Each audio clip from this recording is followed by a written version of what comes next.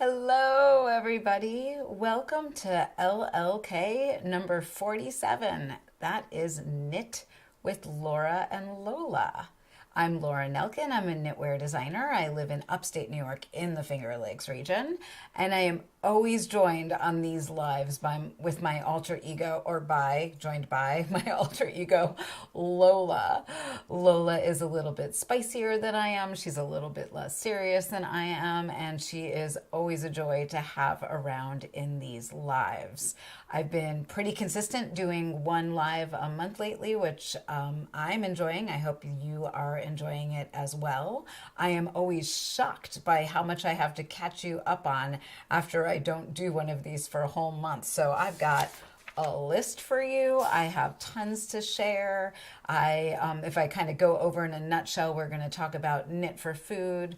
We are going to talk about an upcoming cruise of mine. We're going to talk about new designs coming down the pike. We'll talk about what's on my needles. We're going to talk about different needles you can use for knitting small circumferences, like socks, for example. We are going to, I have a little slideshow of my trip to Mexico that I took in January to see one of my oldest friends. That was an absolute blast. And then, of course, I will tell you about upcoming workshops and what I've been reading and watching and eating, all of that jazz. So there is a lot that we'll go over in the next, half hour, 45 minutes, an hour. We'll see how jabbery I get as we get into this. Some of you are watching me live right now, which is very fun. And if you'll see as you're watching live, there is a comment thread happening on the side of the screen. You are welcome to join in and chat with your friends as you're watching me and respond to me if you want.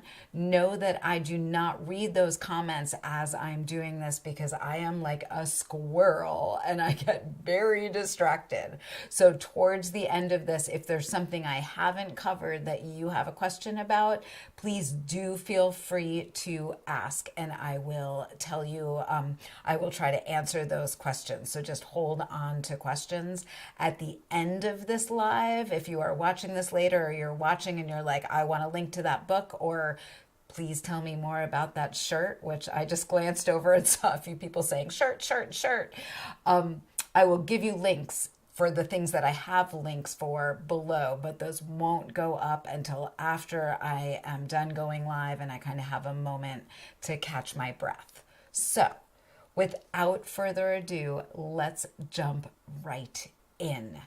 Hi, if you are chatting in that sidebar, introduce yourself and say where you're from and what you're knitting. I know some of you were here earlier and already chatting about all of that, and it was fun to see what everybody was saying as we were getting me mic'd up.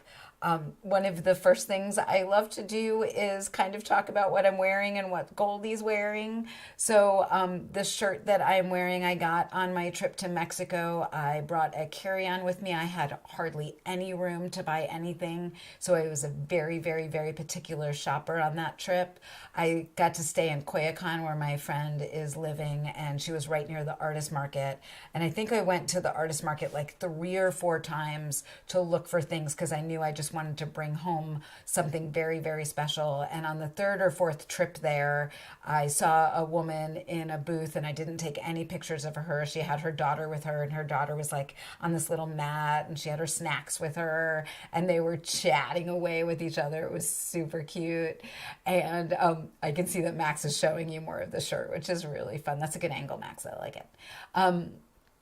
So they were chatting away, and she's like snacking, and they're talking, and the woman who ran the booth was working on a macrame thing, and so I saw this shirt like way up high, and all of the embroidery that I was seeing, particularly in that artist market, was really, really bright and like on white fabric, and I was not as drawn to it, although I really like the shape of the shirts. And I kind of picked this one out of all of these shirts, and it was way up at the top, and I was like, can I see that one up there? And she took it down, and I put it on over the shirt I was wearing, and then like didn't even ask how much it was. I do not believe in bargaining in situations like that, and I bought this shirt. And I didn't even like do the conversion in my mind. So I think it was like 700 pesos, which felt like a lot compared to other things I had seen in the market, but I just knew I wanted it, bought it, and I got out of there. And then I did the math on my phone and realized it was like $35, which is just a travesty for something that is completely hand embroidered. It's made in Chiapas. And if I kind of stand up a little bit, you can see these are like the mountains that are happening in the stitchwork here. And then there's kind of like corn as you go down. So there's kind of these corn stalks going down and kind of like stars. And the reason I'm wearing it tonight, it feels like a little funny to be wearing a summer shirt in wintertime, but this is the warmest room in the house when I do lives because I'm under the lights and I haven't gotten to wear it yet. So I was like, ooh, I can wear it tonight because I know I get hot when I do a live, and then I'll wear it again later this winter when we go to Saba in March. It'll certainly be one of the shirts I wear to cover up from the sun, but it's still very lightweight. It's like a lightweight cotton muslin, and that was a very long story about my shirt. Sorry about that. I have a bunch more to tell you about Mexico later on in this live. So the first thing that I want to talk about is Knit for Food. And quickly, for those of you who don't know what Knit for Food is a 12-hour knitting marathon. This is the third year that we've done Knit for Food. It is a knitting marathon that raises money for food insecurity and hunger, mostly in the US. The funds that we raise, 100% of those funds are split in between 4 organizations: World Central Kitchen, Feeding America, Team No Kid Hungry, and Meals on Wheels. Sorry, my cat just like tripped Max. I didn't mean to laugh in the middle of that. So 100% of the funds that we, the knitters, raise. I just looked quickly and we already have 240 people signed up to knit with us, which is very exciting. We have raised, I bet if I go and refresh right now, we have raised over $40,000 and we've only been live for like 5.5 days. So this year's marathon is on March 26th. We'll be knitting from 10 a.m. to 10 p.m. There will be Zoom programming throughout the day to learn from the 4 organizations, and we'll have stretching and yoga and music playlists, and we'll all hang out together. This year, I think many people are planning on knitting in person with friends for at least a part of the time of the knit-a-thon, and I really urge you all to do that. One of the things I'll set up in the next week or two is kind of like a database of who is going to be knitting in public where, so that if you're like, I'm in Chicago, where can I go knit with other knitters and make some new friends? If there's a yarn store in Chicago who's doing that, we'll get them on that list, and then you'll be able to look them up and go over and knit with people for part of the day. And my hope is that those stores might be able to stream the programming so you guys can all watch it together. I know I'm planning on having a few friends over to my house, which I think will be really fun, so that I'm not alone all day like I have been for the last 2 years. So Knit for Food Knit-a-thon, I'll certainly give you the link below. There are 3 ways to get involved. 1, you can donate. 2, you can join us and knit and solicit donations. And the 3rd, you can share it. So if you have a local yarn store, a library, a knitting group, Michelle Obama, Vanna White, I don't know, all the big knitters, right? Let's make sure they all know about it. I've shared it with Glennon Doyle and her organization Together Rising in hope that they can share it. But kind of like the more we can get the word out in the next 6 weeks, the more money we raise and the more impact we can have. Over the last 2 years, we've already raised $500,000 to fight hunger, which is huge. And this is an initiative I'm utterly proud of. It is not just me, it is all of us together doing it. And I'd love to invite you to join along with us. That said, something I'm very excited about is I got an email a few months ago, or a Facebook message, whatever, from Libby Sue, I think that's how you say Libby's last name. And Libby told me that she was invited to be on Jeopardy and that she had been in Knit for Food the last 2 years. And she wanted to know if it was okay if she said my name on camera, if they asked her about it. So I guess the way it works with Jeopardy is like if you are a contestant on Jeopardy, they'll ask for you for like fun facts about yourself. And then you tell them a bunch of fun facts and they kind of choose which ones they're going to ask about on camera.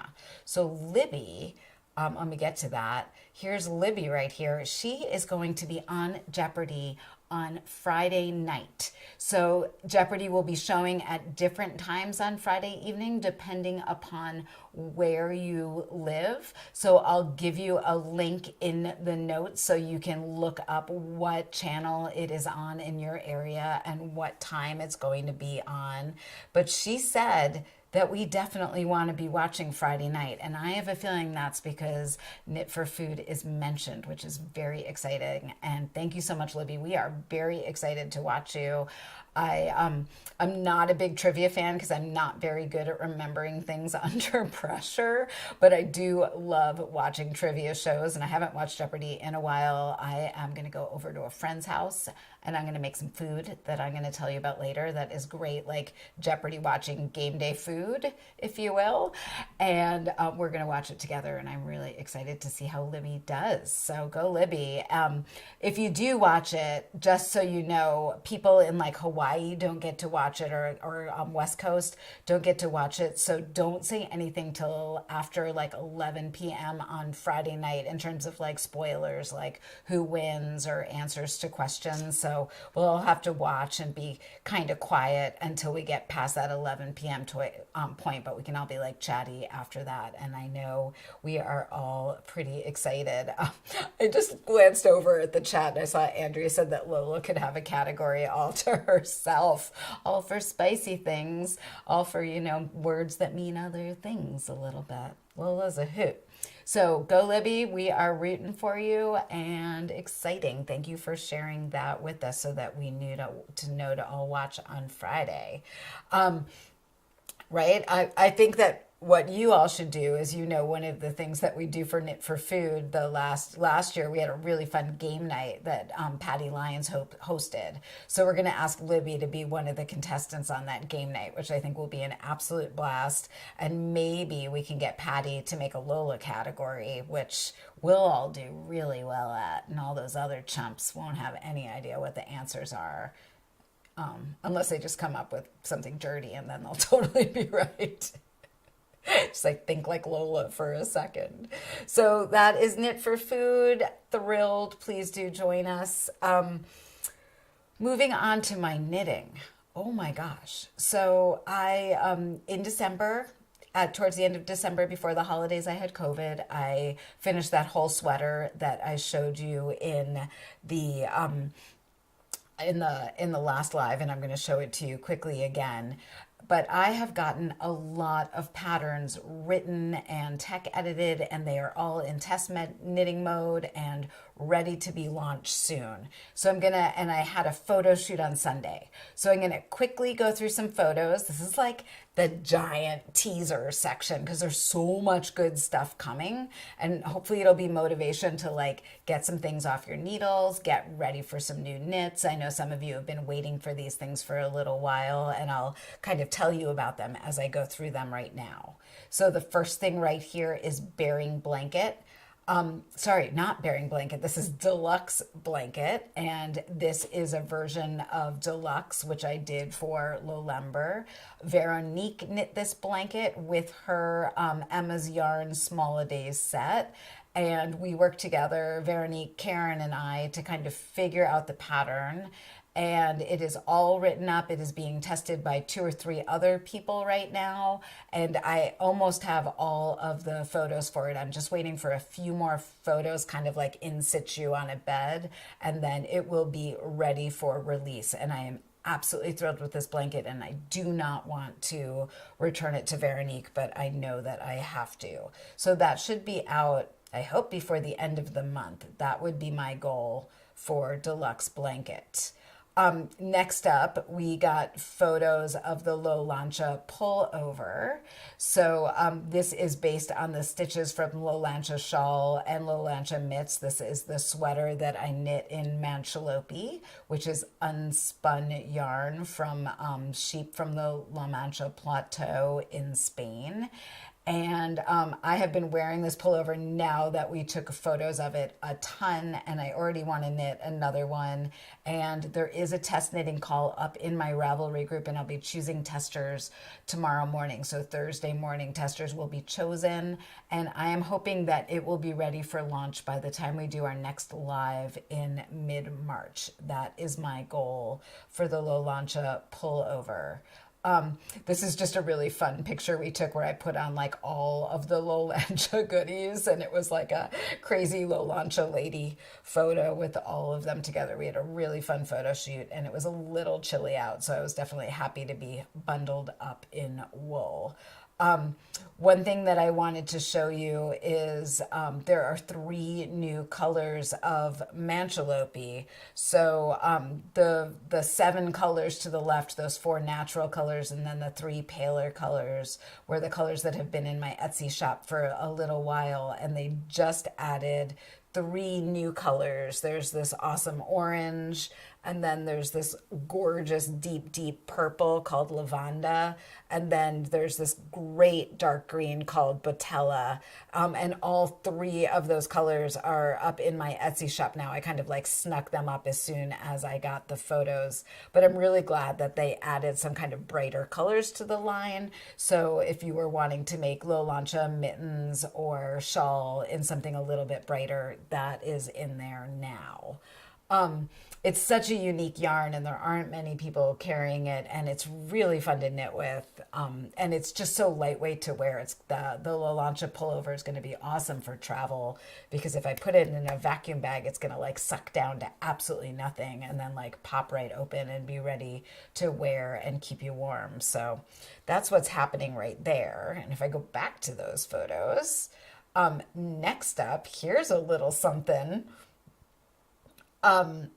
Here's a little something that is coming down the pike, Laxo cuffs. So I included kits for Laxo cuff in the January Lola's Choice kit, just as like a little extra with yarn that you guys had left over from your socks. And I decided to add cuffs to the Etsy shop, and those are going to be coming really soon. Willow is in the middle of making them right now. There are a whopping 9 different colors. This is all Leading Men Fiber Arts, and I made life easy on myself, and I used the same yarn that I used for the Bling Tank kits, because it's easier when I can kind of like use yarns I'm using for other kits instead of like starting completely fresh. And I also put the Kairos cuff on them. So I'm actually wearing one right now, and you can see that Kairos cuff on the back, which is like a little leather clasp that happens on the back of that. And I'm excited. I hadn't done a new cuff design in a while, and it's fun to have something new. It's a really fun little stitch. There is a video tutorial, and those should be out very, very soon. We're just waiting for the cards to come back from the printer. There's always something, right? And that one is like, I have to wait for photography to get the cards to the printer, and then I have to hope that there isn't like a big long queue ahead of me. So those should be coming very soon, hopefully for February, because did you know that February is home and jewelry month in the first quarter knit along? So right now, all of my patterns that relate to home or relate to jewelry are buy one, get one free in my Ravelry, in my pattern shop, both on my website and on Ravelry. And then on Etsy, all of my jewelry kits are 20% off right now. No coupon code needed. So as soon as those Laxo kits are here, they'll be part of that sale. And as soon as we can launch the blanket, that will be part of that buy one, get one free sale. So yay, that's my little like sales plug to keep me in business. Moving on from that, I'm glad you want the purple cuff, Barb. I just saw that. And I saw that someone said I didn't say what Goldie was wearing because I got so caught up in my shirt. Goldie is wearing Delight. So, and that was the other pattern that I released as part of Lowlember in December. And that is also knit with an Emma's Yarn Small A Days set. So there you have that. Moving on, let's see if there's anything else in here. Yes, there is. Some of you might recognize Da Love. And this is a brand new pattern that is based on Datang, which was a pot holder dishcloth, a dishcloth that I did for Lowlember.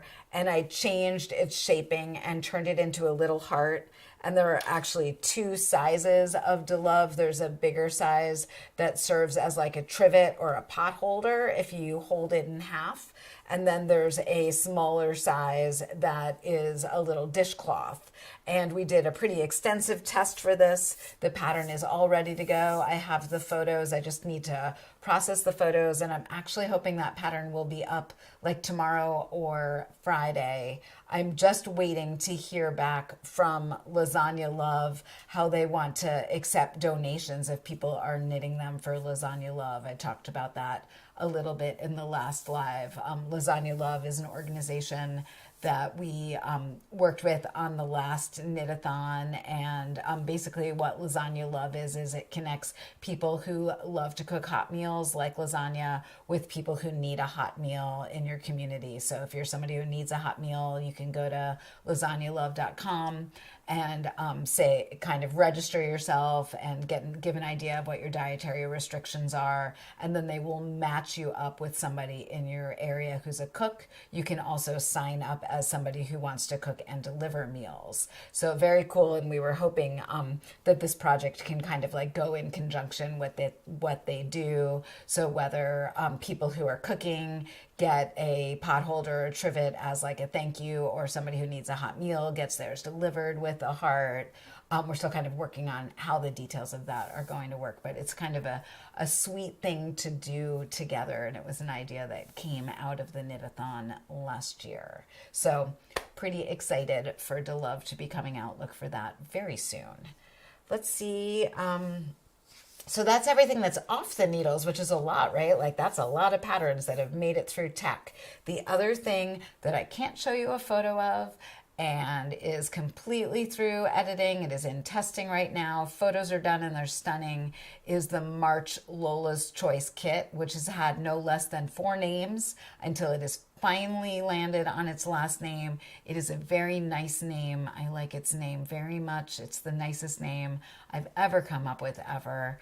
I think the testers must be laughing right now as I say that. It is a very themed kit. There is a good theme going all the way through the kit. I'm quite proud of it. And it's very wearable. In fact, I went and had lunch with a friend today and I threw caution to the wind and I wore it and I didn't see a knitter. Because I'm loving it. So I'm like, I want to wear it. And I already want to knit it in other yarns to have like multiple of them. And I feel like my mom is going to want one for Mother's Day or her birthday this year. I feel like another one's going to be getting on the needles with you guys once your kits land in March. If you're not a member of Lola's Choice, you can sign up at any time. That club has rolling editions. Okay, enough with that advertisement. Moving on from that. So things on my needles. Not a lot on my needles right now. It is almost a tiny bit stressful, but the reason there is not a lot on my needles is because I'll tell you why in a few. So the first thing that's on my needles, I showed you these last week. These are Laxo socks that I am knitting for my father-in-law. They are not that much farther along, and I told you that I will be knitting these until next Christmas, possibly 2 Christmases from now, because that's the way I can be with gift socks sometimes. But what I wanted to show you is I want to go to the overhead camera and I want to talk about needles for knitting small circumferences. So I have always knit my socks either on double pointed needles or magic loop. Double pointed needles, for me, I drop them all the time, so they get kind of annoying. The yarn gets caught up in them. They get caught in my sleeves in the winter when I'm wearing a sweater. Magic loop I do fine with. I don't really end up with ladders, but it takes forever because you got to like jam one needle back and pull one needle out. And I knit very loosely, so I end up knitting my socks on zeros all the time. And magic loop I just find is like really finicky with that small a cord and small a needle.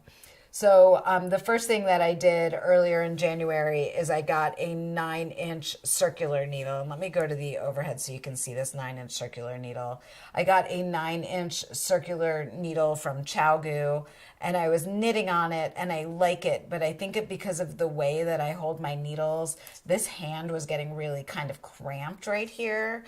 And I found that if I turned my sock inside out while I was knitting it, it was a little more comfortable.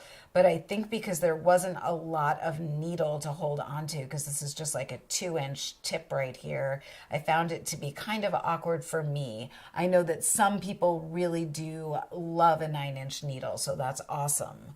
And then I had heard from some people that they really like the Chowgu shorty set. And the Chowgu shorty set basically has 2 different length tips in it.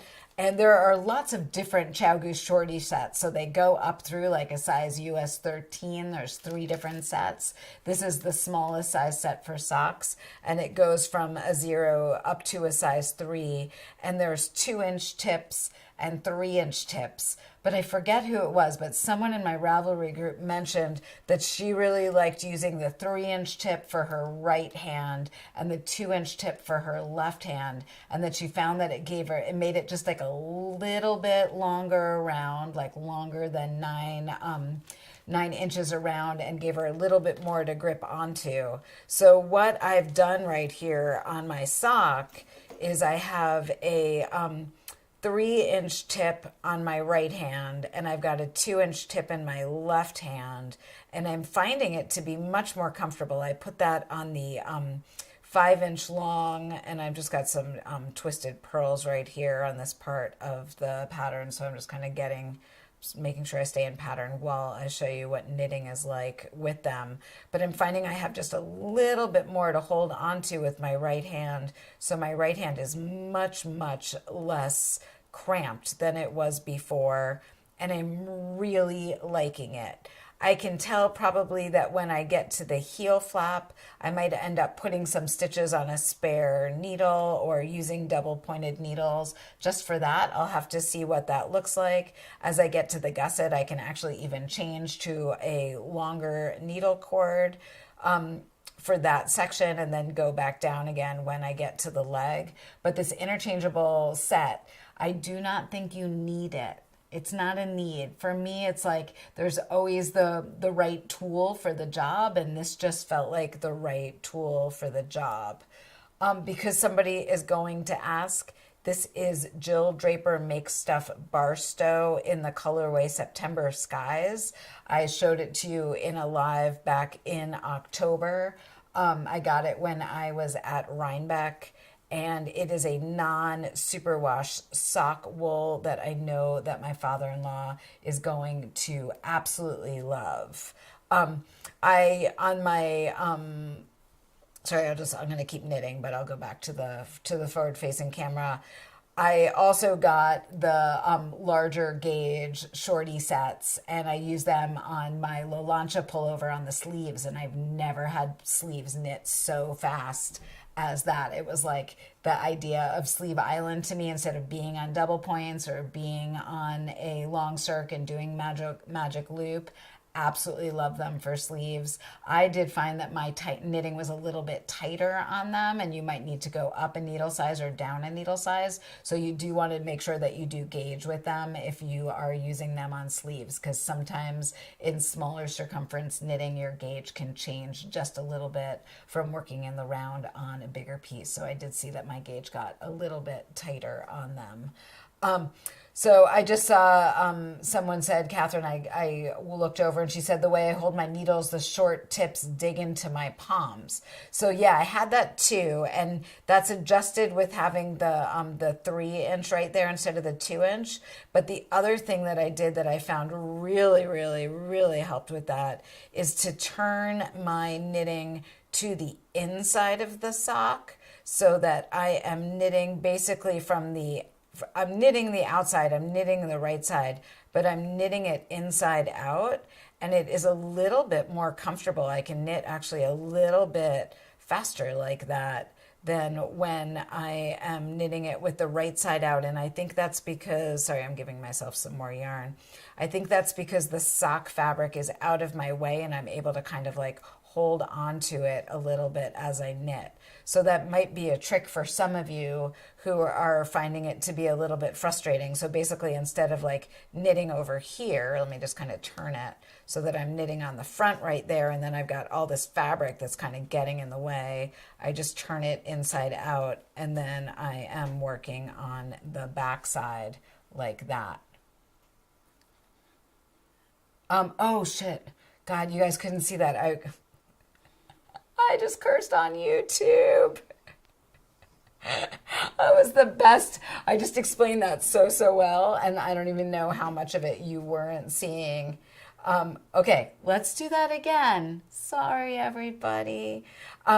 So you can see that when I'm on the right side of the fabric, I'm knitting on the outside, and I've got all that fabric right there. There's my like really adorable stitch marker. And now I find that the kind of fabric gets in the way a little bit. So if I take it and I change it so that I'm working on the back, so I'm still working on the right side of my work, but I'm working to the back right there, that fabric is not getting in my way, and I can actually knit much more quickly than the other way.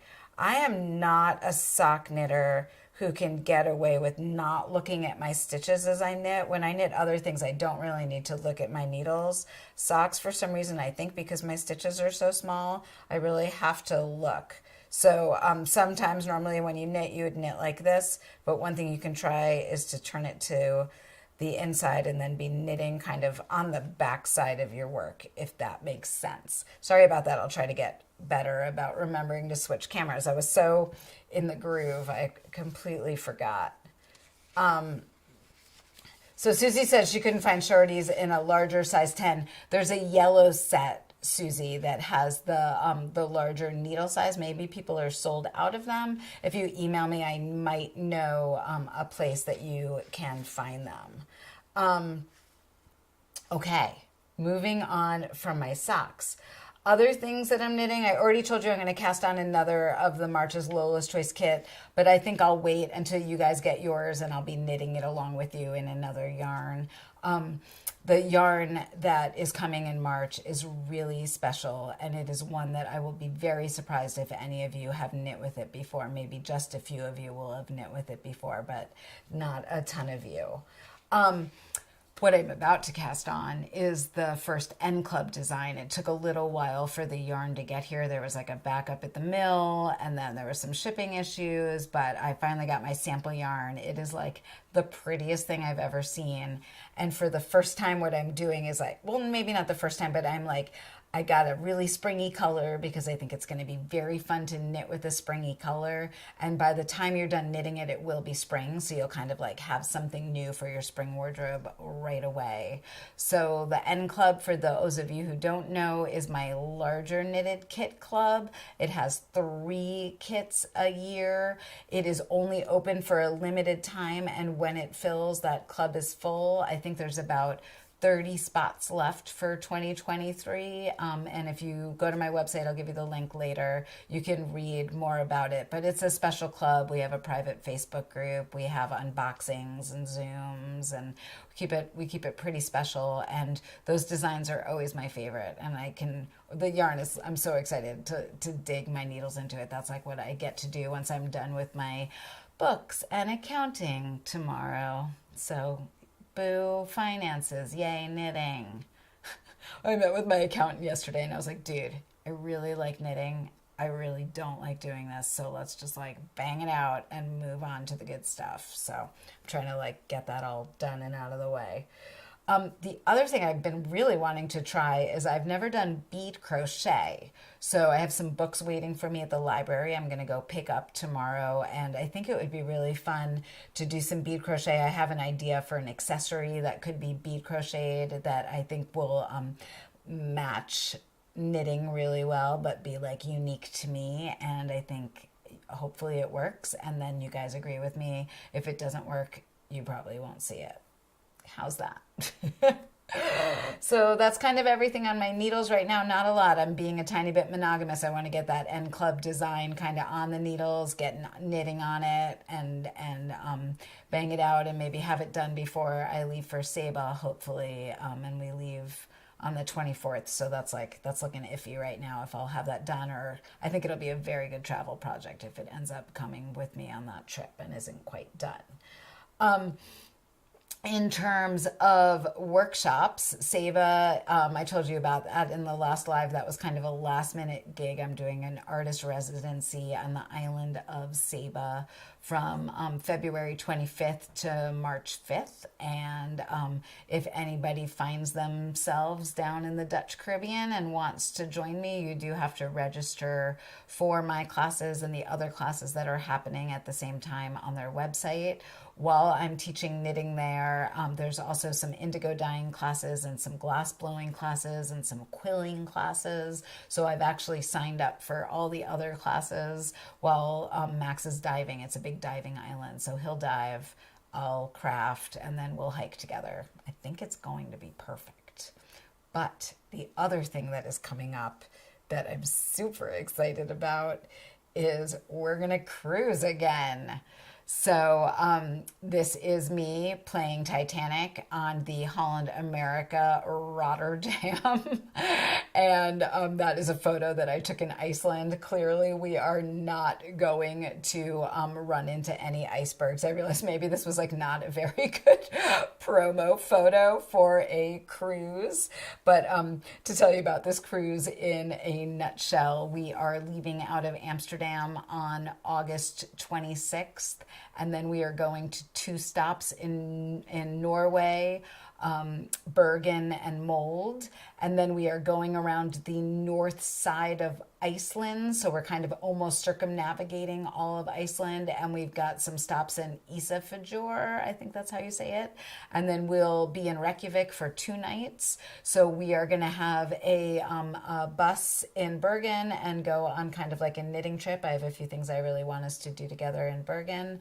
And then when we're in Iceland, we're going to get on a bus in Iceland for the day. And I've got like a jam-packed day of, there's like a wool circle, and then we'll also do some classic Iceland, go to the Golden Circle and see some volcanic activity. We'll go to a hydroponic tomato farm for lunch. We'll go to the Alafa shop and buy a lot of lopi. That is pretty important to do in Iceland. And there will also be time to do other stuff, fingers and toes and everything crossed, that we'll get to see the Northern Lights. I have seen the Northern Lights at that time of year in Iceland before, so it's possible that we will see them. You just never really know. And then when we leave Iceland, we get to go to my favorite place on the planet, the Shetland Islands, and we'll be in Lerwick for a day. And I have a tour all figured out. There will be buses waiting for us to take us around Shetland for the day, and also make sure that we have plenty of shopping time in Lerwick. And then we go to Inverness, and then we go to Edinburgh, which is awesome because I freaking love Edinburgh so much, and then back to Amsterdam. So I'm hoping that the night before the cruise, we're going to do a knit night with some of my knitting designer friends. I'm sure that's like my little hint, hint, wink, wink, nudge, nudge on our way out. And then when we come back, people might choose to stay another night and do things in Amsterdam or head right back to the airport. So it's a 2-week-long cruise. It's going to be a blast. I am excited to cruise again with knitters. This is a cruise that is rescheduled from 2020. There are limited spots because we're limited to how many we can hold in the on the buses. So like we have 2 buses in Shetland, but 1 bus in Iceland and Bergen, and that's kind of like our limit for how many people. I think we already have like maybe 20 or 25 people signed up for some kind of pre-emails that I sent out. So if you want to join me, there is a link on my website under workshops. I'll give you the link below. There is a blog post up about that as well. I'll be designing something for the trip, which I always do for cruises because then we can knit together and I can teach you. And then I think I'll do some kind of fun crafts other evenings. We have a knitting room on the cruise ship for every night, for knit nights, every single night, like all 14 nights we have a knit night. And I always end up having like game night, and I'll probably have like some hand stitching night or shibori night or some other, I want to crochet around rocks with everybody. That's really fun to do. So if we like find really gorgeous rocks when we're traveling and then we kind of want to like make a keepsake, we'll get to do that as well. Catherine wants to know how many spots are left. I think it's about 30. I'm not totally sure because people are signing up and Melissa's more on that than I am because I'm not like, I only have so many hours in the day, but I want to say it's around 30 that are left. Catherine, I'll save a spot for you for a little while because I know you're trying to figure that out and you sent me an email. So I just looked over. I know I'm not supposed to read the lives. Okay. Focused. I'm glad some of you are as excited about that as I am. I found out, I think my friend Andrea is coming as my roommate, which just makes me utterly excited. Yay. Do you want to talk about my trip to Mexico since we're kind of in this like this travel bent thing? So I hate saying best friend because I have a lot of best friends. And I feel like when you say best friend, other people are like, it's so exclusive. So really good. I'm going to call her my oldest friend, although she's younger than me. So my friend Sarah, who I met when I was maybe 18 and she was 16 in my hometown when I was there for a little while. She and I are still dear, dear friends. And she moved to Mexico before the pandemic. Her husband is Mexican and his father was a famous Mexican artist who passed away just like right before the pandemic. His name is Gilberto Aceves Navarro. His work is great. We got to see some of it when we were in the city and also in her home. So they are living in Coyoacan and they rented this awesome house that was just like an absolute privilege to get to stay in because you just like walked right out of their kind of area and you were like right in bustling Coyoacan. Coyoacan is where Diego Rivera and Frida Kahlo lived. There are museums everywhere. There's just restaurants and food. There's artist markets. It was an absolute blast. I wish I could have an orange house. I don't think an orange house would fly in upstate New York. It would like look weird sitting on the just sitting in the middle of the snow. But I got there, and when Sarah and I were talking about what we wanted to do, she was like, we could go to Valle de Bravo and see the monarch butterflies. Does that sound interesting to you? And I never knew that I wanted to see the monarch butterflies resting spot in Mexico until it was offered to me as an opportunity. Because like a few days later, she was like, or we could go do this horseback ride somewhere else. And I was like, oh no, we are going to see the monarch butterflies. So we drove about 3 hours north. There is Sarah and Juan, her husband. I absolutely adore them.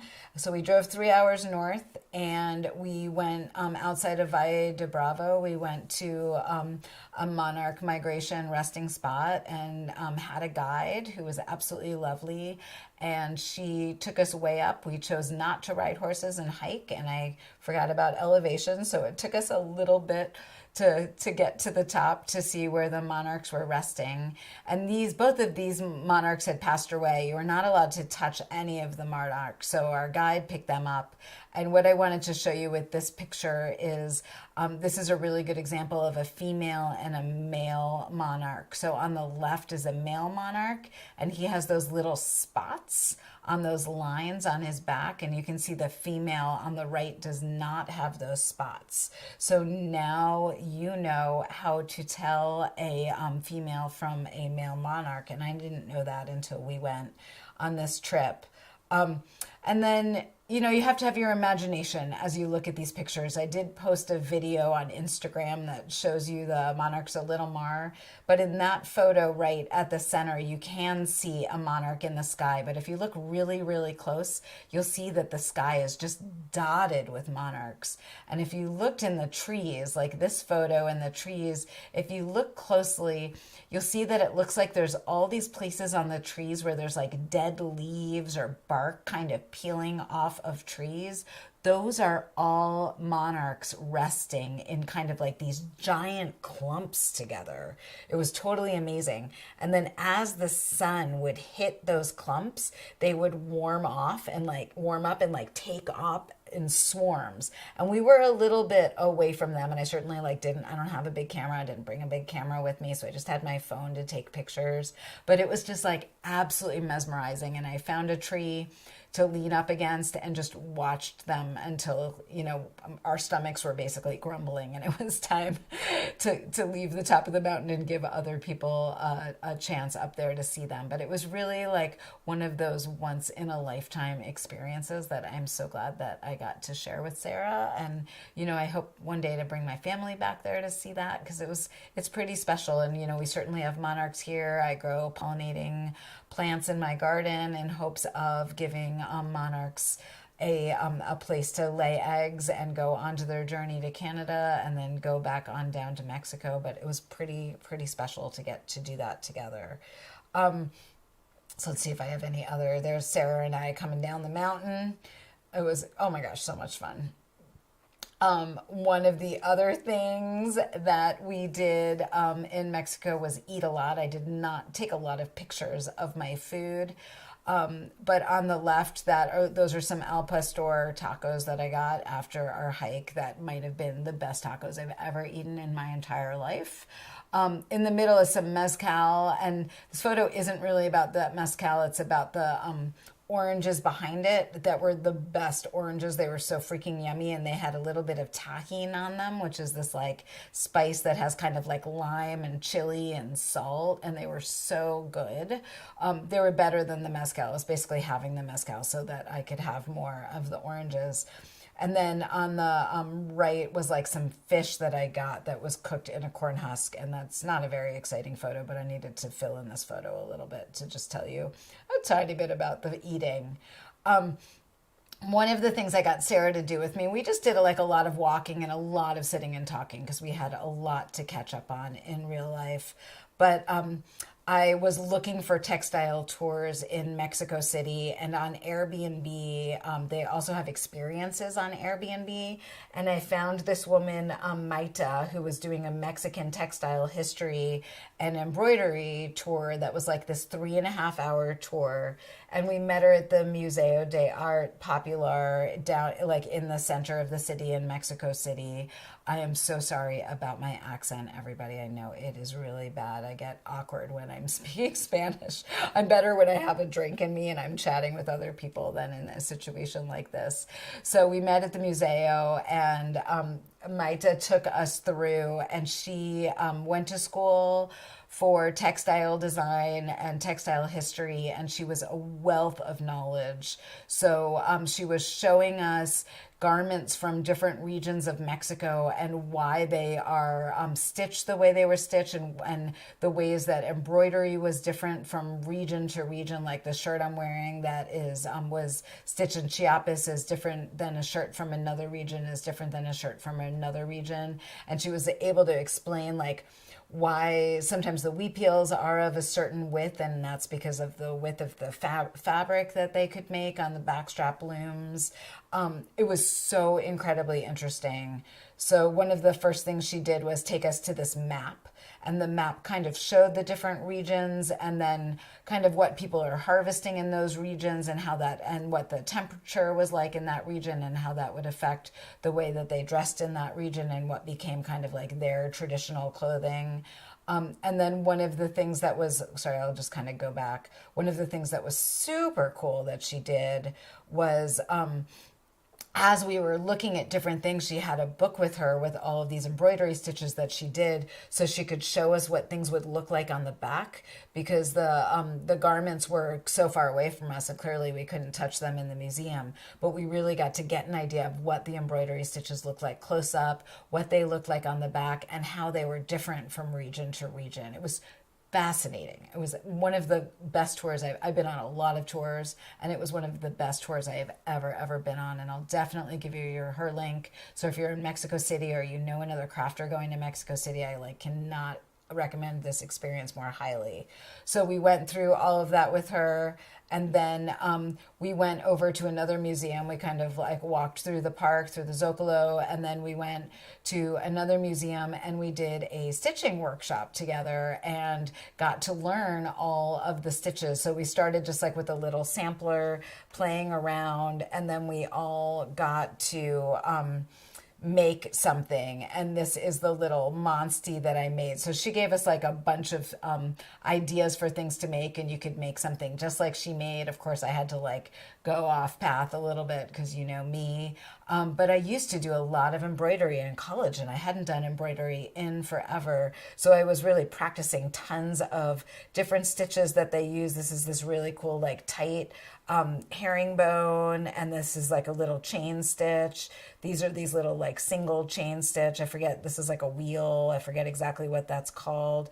There's a looser herringbone down there, and French knots, which I had to remember how to do because I hadn't done them in forever. And then we did kind of a blanket stitch all the way around. And I ended up finishing this when I was hanging out with Sarah and Juan. But it was super duper fun. I had a great time. I look forward to doing some more embroidery in the future. It kind of has rekindled how much I love doing embroidery. So after the workshop, Sarah and I went out and ate, and then we went back to the museum. And a few of you probably saw the reel I did of this VW bug that is completely beaded by a group. I think it was of 10 or 12 Weechels. It took them a year to bead that VW bug, and I have an example of Weechel beading here in case you've never seen this before. It's basically beads that are laid onto a surface, so there's kind of beeswax underneath, and then they take beads with an awl and lay them into place, and they don't really have a set plan. They just went for it on that VW bug. I think the bug has, what was it, 2.6 or 2.2 million size 11 seed beads. So for those of you who have knit with beads with me before, we use size 6 and size 8 beads. So size 11 beads are much smaller, closer to what I was just showing you in the overhead camera. This is a bunny that I got many years back when I was in Mexico, but it's an excellent example of Weechel work.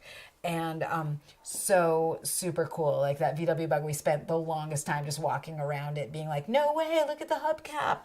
No way, look at this. So if you want to see more, there's a bunch more in that reel that I made that is on Facebook of that VW bug. Really cool. Another thing that this museum did, and I highly suggest it, is they have an incredible collection of alebrijes. And alebrijes are these kind of fantastical creatures. And again, I have a small one. I got this for my mother-in-law, if I can part with it. I think I can. The wings actually come out of this little guy so that it was easy to pack. But the story behind these alebrijes, I forget the name of the artist, but it was in the 30s, this artist was sick and had these kind of fantastical dreams and dreamed about all of these creatures in his dreams. And then when he woke up, he just needed to make them. And now they are just an iconic piece of Mexican handcraft and culture. So if you've ever been to Oaxaca, I'm sure you've seen alebrijes before. One thing that the Museo de Arts Popular does is every year in October, they have a huge parade where they make these huge alebrijes. So there's one behind us that Sarah and I took the world's goofiest selfie with. They make these huge ones on float floats and they have a parade, which I would absolutely love to go to one day. I think that sounds really, really fun. So I'm adding a trip to see Sarah in October one day. You never know, right? So that's Mexico. I really love sharing my travels with you guys. I think you get to travel a little bit if you haven't traveled somewhere before. If you're thinking about going to Mexico in the future, I will tell you that I was a little.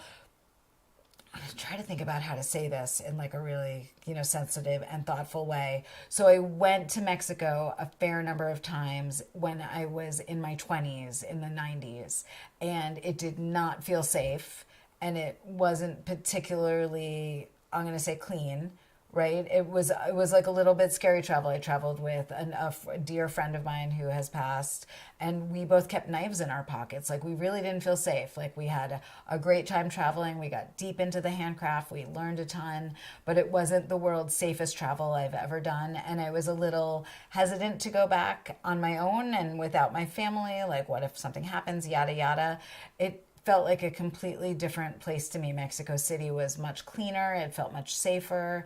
It just, there was some element that shifted there, and I don't know what it is, and I hope I'm not going to get canceled for saying this, but I think it's important. I think people have this, like, everyone I talked to when I said I was going to Mexico was like, oh my gosh, are you going to be okay? It's really dangerous. And it did not feel that way in the slightest to me. I mean, with any city, we're careful, right? Like, we make good decisions. We like keep our wits about us, all that jazz. So yes, but I felt incredibly comfortable there. I had an awesome time. I absolutely love it. I want to go back.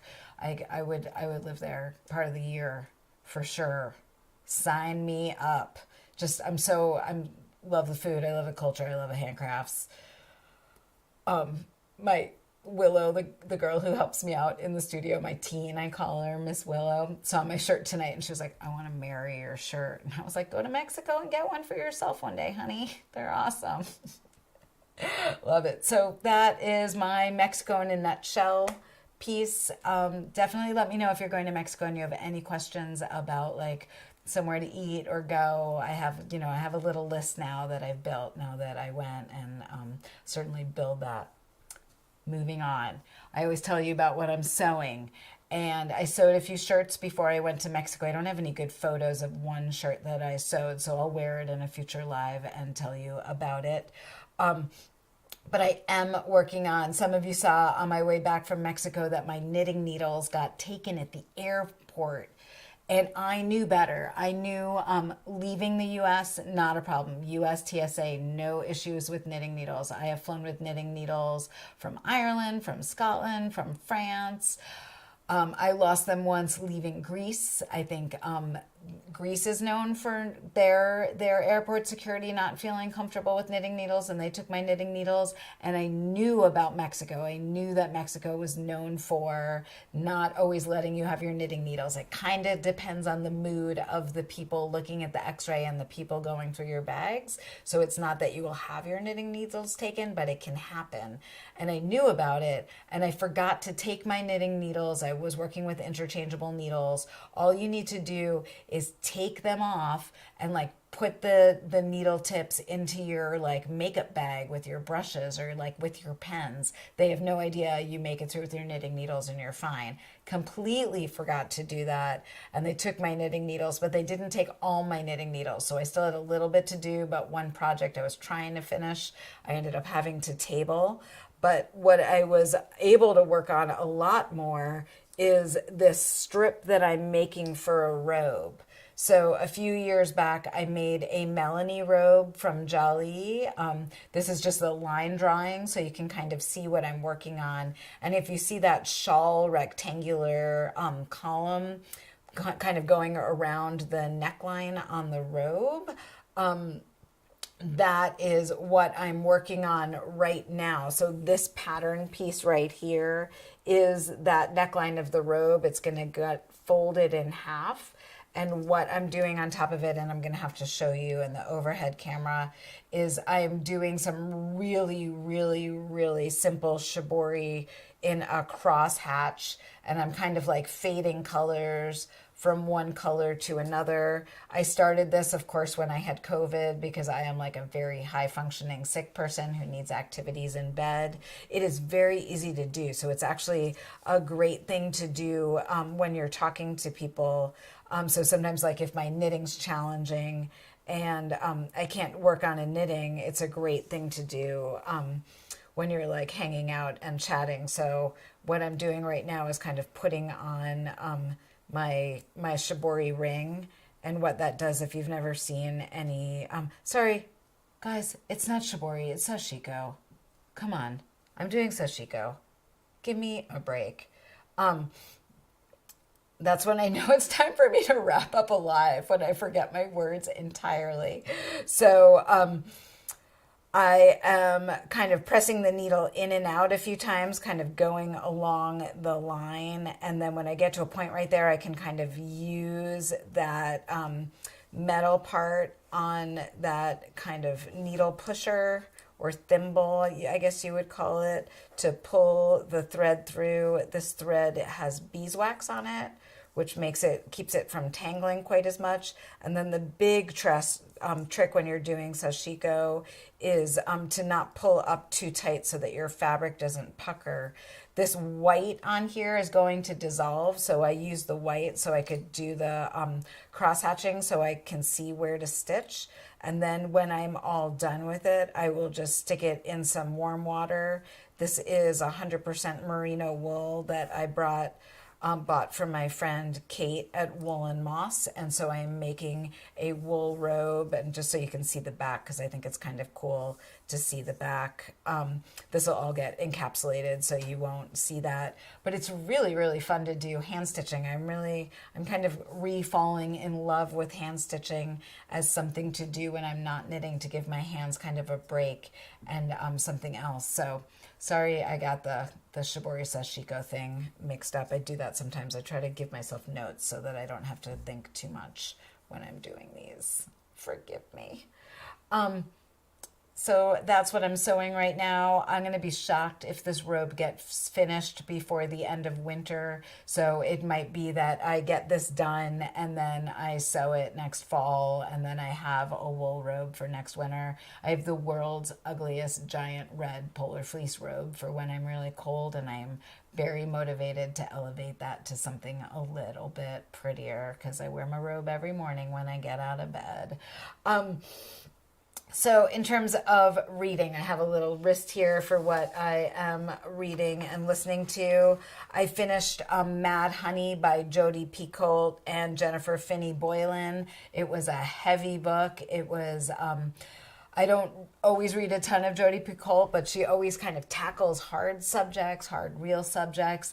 This book was out about a trans teen who was found dead, and there is like a murder trial around it, and in a small town in New Hampshire.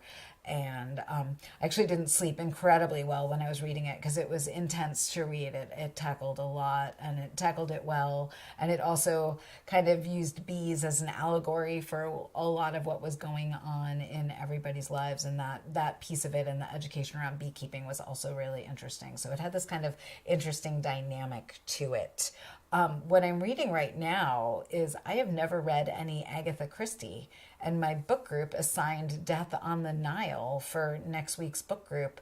So I'm reading my first Agatha Christie. It's freaking awesome. I'm totally loving it. I'm a little embarrassed to say I've never read any Agatha Christie, and now I am. So very much enjoying Death on the Nile. My parents are going on a cruise to Egypt next month, so I think they're going to read it too, which is fun, but maybe they shouldn't. I haven't quite gotten to anybody dying yet. We're still like doing some character development, so I don't know, maybe they all read it in the past. I know some people are like big Agatha Christie readers. I've just never been a big murder mystery reader, but I'm totally loving it. In terms of listening, when I came back from the Monarch Butterfly experience, someone suggested that I read Bicycling with Butterflies by Sarah Dykman. And Bicycling with Butterflies is about a woman who bicycled from Canada to Mexico. So she biked like, I think it's 10,201 miles with the monarchs on their migration, which is absolutely amazing. And it's really well done because it's kind of like partially just her travel experience and then a lot of information about monarchs and their migration and the history of studying monarchs. And I wish that I knew about it sooner. I had read Flight Behavior a few years ago by Barbara Kingsolver, so I had like some background about the monarchs, but I really wished that I had read Bicycling with Monarchs before, but I am glad that I'm listening to it now, and I highly suggest it for anybody who's interested in learning more about monarch butterflies and listening or reading to a really good book at the same time. When I am done with that, the next thing I have queued up to listen to is Unraveling by Peggy Orenstein. I just heard about this book. It came out in January. If any of you know Dora Orenstein, who is a crochet designer, this is her sister-in-law. So I was like, I swear that last name is familiar, but they're totally related. And Peggy is a writer, and this book's tagline is "What I Learned About Life While Shearing Sheep, Dyeing Wool, and Making the World's Ugliest Sweater." So I've heard it's a great read, and I actually downloaded it to listen to because I love listening while I'm doing stuff like dishes and knitting and all the other life chores. So this is my next book that's queued up. She wrote a great New York Times editorial about the history of craft activism and knitting activism and what role knitting has played in activism throughout the last like 2 or 3 centuries, which is maybe 2 centuries. Very interesting. It was a really good read and very well written. So that's kind of why I know I'm going to love this book, because I know I enjoyed her writing style a lot. So in terms of watching, I haven't been watching a ton, but I am really into Poker Face, which is a new series on NBC. It has Natasha Lyonne from Orange and the New Black in it, and it is good. And that's all I want to say. Loving it. Like, I don't normally watch a show, wait for the next Thursday for the next one to come out so I can watch it, and that is where I am at right now with Poker Face. Like, I'm very excited for tomorrow night when I can watch the next one. And then I also finally watched The Crown this winter. I hadn't watched the last season of The Crown, and I really enjoyed that. For any of you who, I see other people are enjoying Poker Face too. That's great. So I caught up on The Crown, and I was happy to do that. I always tell you about my eating, or like what I'm cooking, because we all cook a lot or eat every day to survive, right? And I don't have a photo of what I'm about to tell you about. I have a partial photo, but I made these for book group in January, and they have kind of like a story to them. How are we doing on time? Oh, longest live ever. Here we go. They're getting longer and longer every time. So I was going to book group, and I didn't know what to make. And the night before, or 2 nights before, we had gone out to eat with my daughter, and we'd ordered the deviled eggs, and they were like different than, I love deviled eggs. I don't know if y'all do too, but I love deviled eggs. They were different than any deviled egg I had ever had because they were a little pickled, they were like a pickled deviled egg with like beets or something, and then the filling was a little bit interesting. It was like a little dilly or pickly, like pickle juice, and they were unique and they were really good. And I'd never really thought about like changing my basic deviled egg recipe that I know how to make without looking at a recipe. I always just make your traditional with a little mustard, maybe a little horseradish, a little smoked paprika. You got a deviled egg, right? So I had a lot of eggs. I know there's a whole thing about eggs right now and how much they cost. I have a farm stand near me where eggs price has not really changed that much. So I just go down to that farm stand to get my eggs. I knew someone's going to like bring up the cost of eggs if I didn't like address that. So if you have a farm stand near you, that might be the place to get well-priced, yummy eggs. Anyway, so I love making soy sauce eggs. These soy sauce eggs, if you've ever made them, there's a recipe on Food 52 for making soy sauce eggs. And basically what you do is make a jammy egg. Yes, Justine, I use the Instant Pot all the time to make my hard-boiled eggs. I do it in about 3 or 4 minutes for jammy eggs. You want the center to be like a little mushy. But since I was making deviled eggs, I cooked them a little bit more than these. And then you peel boil the eggs and you basically make like a marinade that has like soy sauce and mirin in it. I use tamari and mirin and a little bit of ginger, and you soak the eggs in that soy sauce for a few hours, and it makes it kind of like gets them kind of salty and like really umami-y, and they're like so freaking good.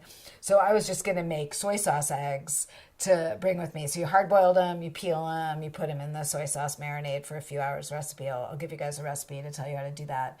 But Max was like, why don't you make like, I don't know, soy sauce deviled eggs, right? Like kind of take it one step further. So I cooked them a little more. I made the soy sauce eggs after they were done marinating. I cut them in half, pulled the yolk out, and then in that yolk I mashed it up and I used Japanese mayonnaise and sesame oil and like a little bit of sriracha.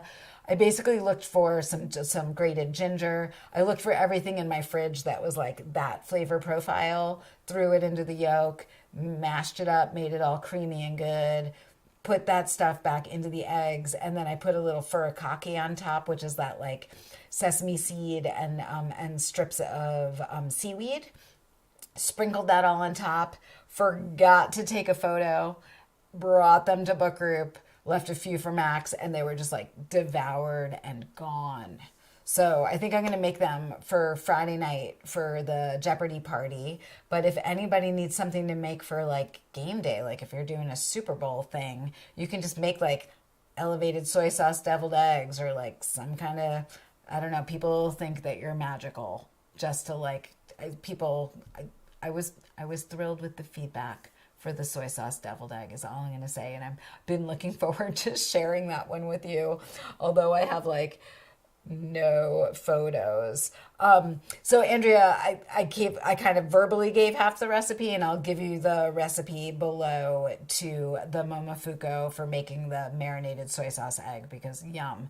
And those of you who have chickens, certainly you can, I keep those soy sauce eggs in the fridge. They keep for about a week, and you can put them on ramen or like just eat them on a piece of toast in the morning. They're so yummy. I love them. Okay, that's what I ate. I think it's time to wrap this up. So the last thing I have to do is tell you that this time we're not going to have a giveaway because there are so many giveaways happening in the first quarter knit along in my Ravelry group right now.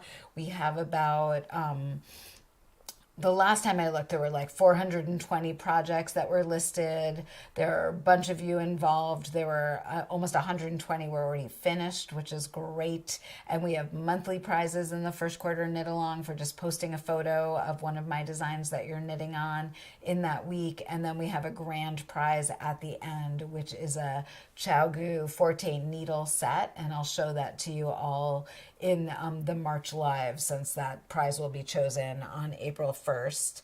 And I just want to, because I obsessively like to refresh the Knit for Food page, I just want to tell you that we have raised $40,425 in less than a week, and that is absolutely amazing.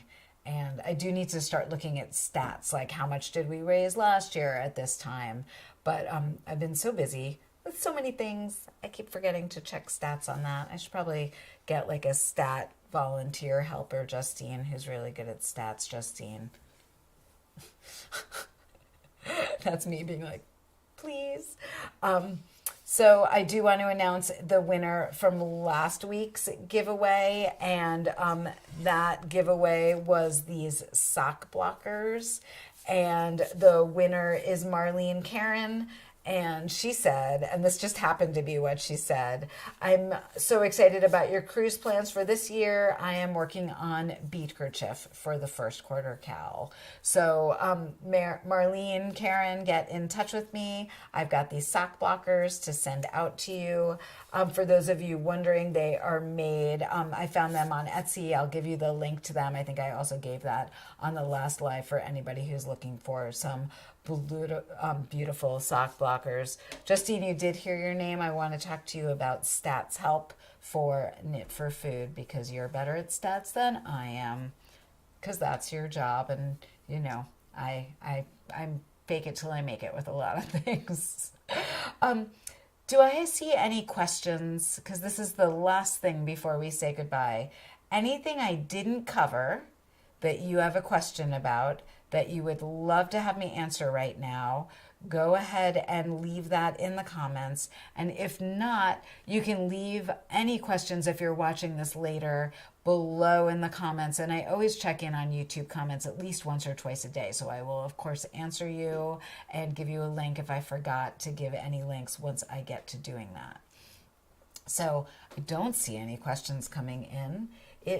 This was a very long live. I just talked for an hour and 20 minutes.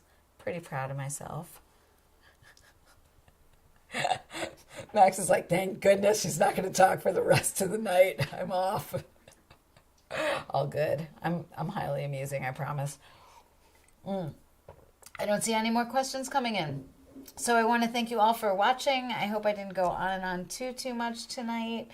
I really appreciate you chiming in and listening to me. I love teaching you about what I'm knitting. I've been having a very good time on Instagram and Facebook lately, making these little tiny educational videos that really ask you how you do things, show you how I do things. I'm enjoying the conversations that we're getting to have. I'm learning as much from you as I hope you are learning from me, and let's just keep that going together. Happy knitting, everyone. Oh, the next live is March 15th. So Wednesday, March 15th, 7:30 p.m. Eastern Time on my channel. Please subscribe. Thank you. Happy knitting.